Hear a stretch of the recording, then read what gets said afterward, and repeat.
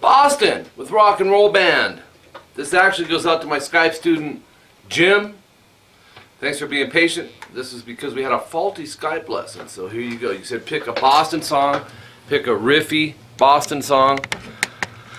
And Les, remember man, my buddy Les from the band days, we had a change of music direction back in the day. And we had a song that was very much similar to this when we went the more Guns N' Roses bluesy direction. Jim, you know Les, it's that Les. So anyways, on the beginning, you want to tune standard for this. Tom Schultz, man, talk about guitar tone, and the dude's just a fabulous player. Can't say enough. 2A, 4D, so it's a B5 power chord. Go ahead and bar with this, Jim. We're going to be pivoting back and forth from this power chord to lifting it off here, the secondary note to 2-2. Alright, so and try to mute the low E there as well. So it's going to be twice. And then another one. But after that, so you got 3 of them, you're going to lift and go to the 2-2 and then back to the 2-4.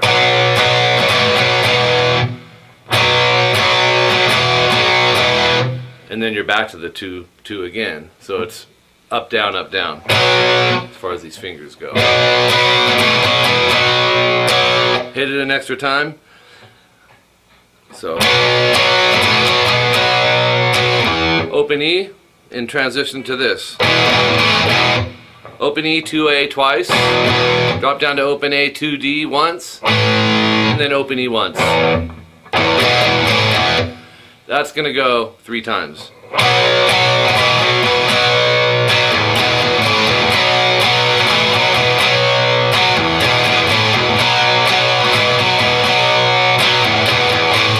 And then this next one. Start real soft, do this build up off the 2A, 4D, and just go. So technically that's going to be 15 times. Probably the best way to count it, Jim. 1, 2, 3, 4, 1, 2, 3, 4, 1, 2, 3, 4, 1, 2, 3. However you need to count it to get there. Count it as 8th notes, as 16th notes, whatever gets you there.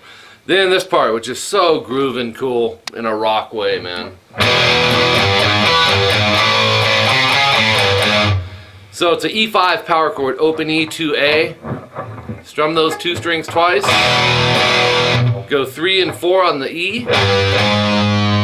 Play the 2 on the D string, and then 3, 4 on the E again. So power chord, G, G sharp, E, G, G sharp. Then we're going to jump down to an A5. Open A, 2D, play it twice. 3, 4, A, and then open A, and then 3, 4, E. So they have altered endings, like an A ending and a B ending. So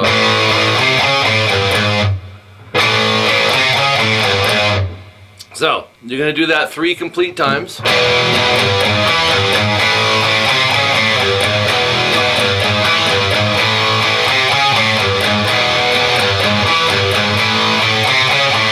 Then the 4th one.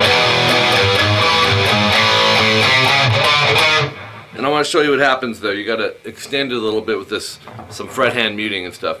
So the first half's the same as far as what you do on the E5 part.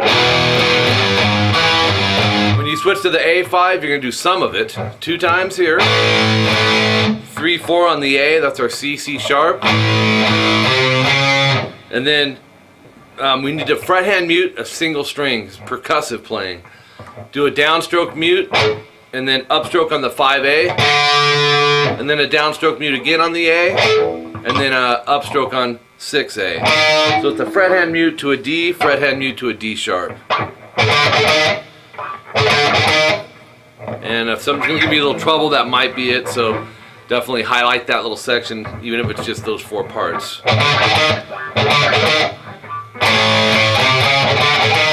Or I'd take it a little part before and go. Alright, then, another thing that's cool, man, because up into there you got the beat with the hi-hat. Now the next part I'm going to show you is over on the ride. It's just built like really cool, man. And there's some cool stuff happening technique-wise in the second half. Start it over on this section.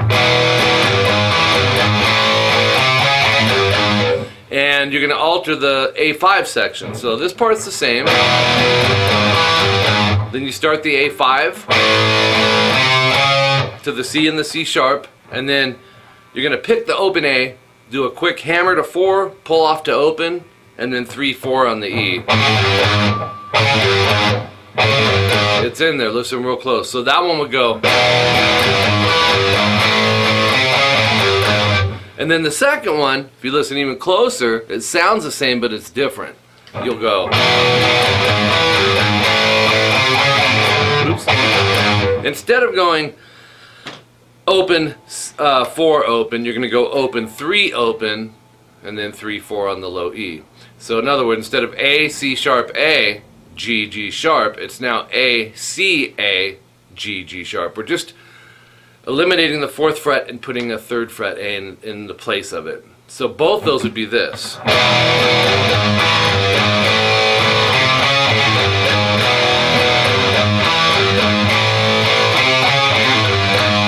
Alright? Then you're going to go like this.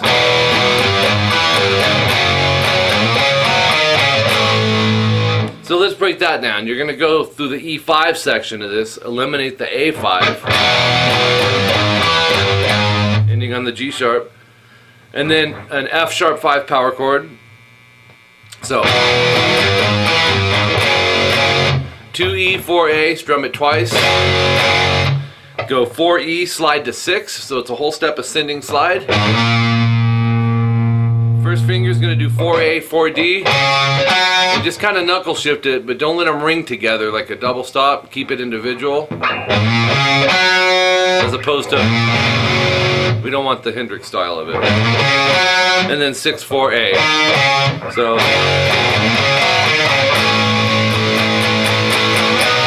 then we're going to move into A, 5th position, A major bar chord, 6th string for the root. Bar the 5th fret, everything. Go 7A, 7D, 6G. And it sounds like just the top 4. I'm not hearing the B or the E string. It might be randomly in there, but these are the dominant. I can hear the major in there. So strum it once, short rest, and then. So 1, 2, 3, 4, 1, 2, 3, 4. Dut. Dut, dut, dut, dut, dut, dut, dut. It's 8 times the rest after the first one. From there, without resting, move up to a B major. Just take this A major shape that you're doing, move it up a whole step sharp. That's 2 frets higher. 7, 9, 9, 8. And just strum those 4 strings once. When they hit that, there's multiple guitars going on. You'll have a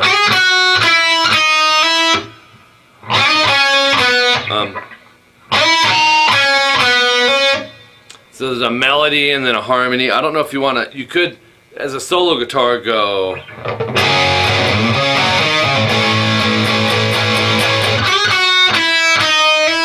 That's the harmony. Let me show you it, and you can pick and choose which one. 7B, slide to 9. 7B, 5B. 4B, hammer to 5.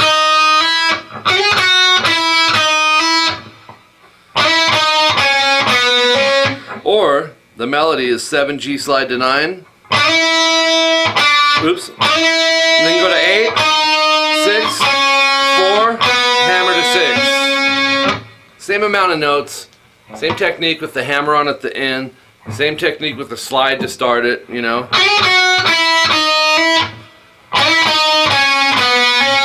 So, pick and choose what you want to do there. I've given you 3 parts of that, which one would be, if you're sticking true with the main rhythm, you'd go 2, 3, 4. Okay, so, but like I said, you can eliminate that and throw the run in. Then this part, Schultz, man, you always got to listen a little deeper than the obvious or the norm, because a lot of times there's an extra note in the chord going on, or a couple extra notes, and it's part of the fatness outside of his amazing tone that he gets. But he's going 4, 4, 6, 6, 5. So it's a C sharp minor bar chord / G sharp or A flat, and it just gives you a really fat sound. Check it individually. Okay, so you'll strum it. It'll be 2 strums. 1, 2, and 3, and 4. And then open A, 2, 2, 2, D, G, and B. It's just an A major chord. And then a B major, 2A, 4, 4, 4, D, G, B. You can do that twice. So you have,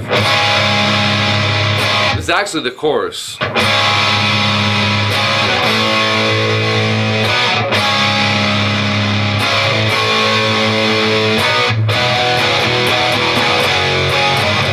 Oops.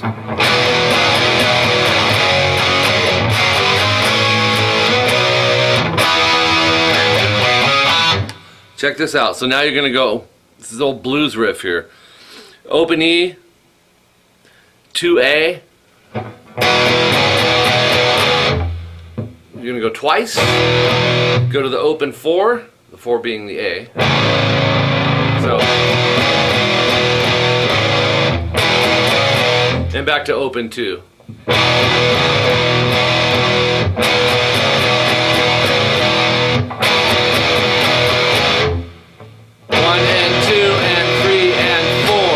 You'll end on the C sharp there. Watch how many times this finger comes down.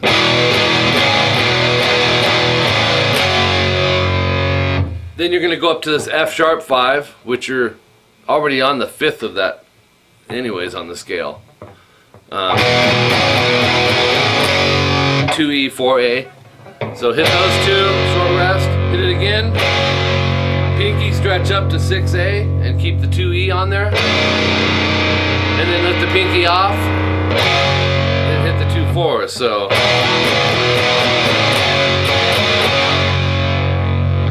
and then you're going to transfer to this bar chords, F sharp major, 2, 4, 4, 3. Now once again, I don't know that the B and E is in there. It may randomly once in a while be in there, but the dominant notes are these 4. Chromatically moving this major chord, this F sharp major chord up to G, G sharp, and A. So 2, 4, 4, 3, 3, 5, 5, 4, 4, 6, 6, 5, and 5, 7, 7, 6. Let it ring, there's a rest, and hit it a secondary time on the A. Move that a whole step sharp up to 7, 9, 9, 8. Strum those 4 once. And then a 5th position, or 7th position, 5th string for the root, E major. 7A, 9, 9, 9, D, G, and B. I'm barring with that. Some people like to cram fingers, I don't. It's like a glorified power chord this way, but it works. Strum strings 5 through 2. And then you got open E, 2E, slide to 4, 2, 4 on the A, and 2D. So you have.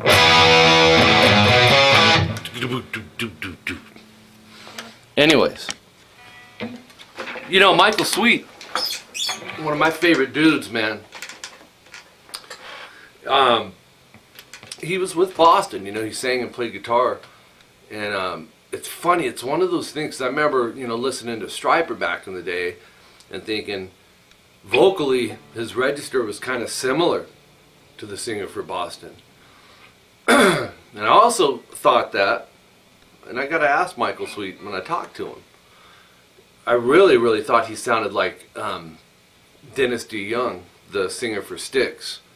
If you listen back, you know, when they did Lady and all that stuff, that higher tonality, you know, big range, vibrato, but the tonal characteristics from Michael's suite reminded me a lot. I don't know, I'm just throwing in, you know, I just do that stuff. Anyways, if you have questions, Jim, let me know. I don't know if you're going to want to go further on this next Sunday. I would, because there's some actual, I got the majority of the rhythm for you. I don't know if you're going to want to do the solo. Actually, I got to listen to it again, because there's another song that they do called, is it Smoking or something? But it's got some really cool riffs in it. So I'll talk to you, and we'll see what you want to do. If you have questions, though, hit me up. It's been a crazy, hectic week. You know some of it, what's going on. But anyways, here you go. My email for the rest of you that are here is mike@rockinguitarlessons.com. My website's rockinguitarlessons.com. There's plenty of ways you can reach me. I've got all my info down below, Facebook, all that stuff. I do teach privately, which Jim is one of my students on Skype. Skype contact is Rocking Guitar Lessons. For the pricing, you can email me or go to the website rockinguitarlessons.com and see what the rates are for taking lessons for guitar or bass or vocals. My wife Jolene teaches vocals. I also offer CVT lessons, custom video tablature lessons. If you're too busy to do the one-on-one every week on Skype, then hit me up and I can do a CVT lesson, and the rates for that are on my website as well. Finely tuned lessons, I handwrite the tabs, all that good stuff. So until next time, I'm Mike Gross.